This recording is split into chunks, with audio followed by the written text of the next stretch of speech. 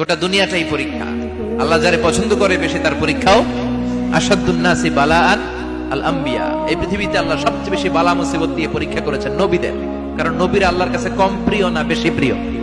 যেহেতু প্রিয় বেশি পরীক্ষা, এজন্য মুমিনের উপর যদি পরীক্ষা আসে, মুমিনের উপর যদি অত্যাচার আসে, মুমিনের উপর যদি ধৈর্যের পরীক্ষা আসে, জেল জরিমানা আসে, মুমিন ওইটারে ভয় পায় না। মুমিন ভয় পায় একজনকে, চিল্লায় বলেন তিনি কে? কারণ আল্লাহর ঘোষণা ওয়ালা তাহিনু ওয়ালা তাহজানু। ঘোষণাটা কার? ভয় নাই, তোদের চিন্তা নাই। আনতুমুল আ'লাউনা ইন কুনতুম মুমিনিন। তোমরাই বিজয়ী হবা যদি মুমিন হও, যদি মুমিন হও। এজন্য ধৈর্যের পরীক্ষা দিতে হবে, আল্লাহর উপর তাওয়াক্কুল করতে হবে, অত্যাচার আর জুলুম আল্লাহর নামে সহ্য করে যেতে হবে। চিল্লায় বলেন ঠিক কিনা?